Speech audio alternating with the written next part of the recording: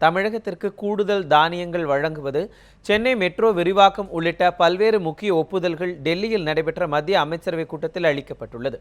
தமிழகத்துடன் கேரளா, நாகாலாந்து ஆகிய மாநிலங்களுக்கும் கூடுதல் தானியங்கள் வழங்க டெல்லியில் நடைபெற்ற மத்திய அமைச்சரவைக் கூட்டத்தில் ஒப்புதல் அளிக்கப்பட்டுள்ளது. இந்த 3 மாநிலங்களுக்கும் பொது விநியோக திட்டத்தின் கீழ் அரிசி, பருப்பு உள்ளிட்ட தானியங்களை கூடுதலாக 62,307 டன் ஒதுக்க மத்திய அமைச்சரவை முடிவெடுத்துள்ளது. உணவு பாதுகாப்பு சட்டத்தை அமல்படுத்தாததால் சம்பந்தப்பட்ட மாநிலங்களுக்கு கூடுதல் உணவுப் பொருட்கள் வழங்கப்பட்டுள்ளதாக தெரிவிக்கப்பட்டுள்ளது. சென்னை வண்ணாரப்பேட்டை முதல் விம்கோ நகர் வரையான 9 கிலோமீட்டர் தொலைவுக்கு மெட்ரோ ரயில் பாதையை நீட்டிக்க மத்திய அமைச்சரவை ஒப்புதல் அளித்துள்ளது.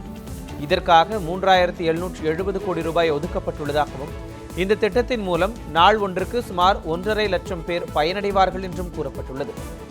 மத்திய அமைச்சரவையில் எடுக்கப்பட்ட முடிவுகளின்படி அடுத்த ஆண்டிற்குள் நாடு முழுவதிலும் சுமார் 650 தபால் வங்கி கிளைகளும் அதற்காக 5,000 ஏடிஎம்களும் அமைக்கப்படும் என்று மத்திய அமைச்சர் ரவிசங்கர் பிரசாத் தெரிவித்துள்ளார்.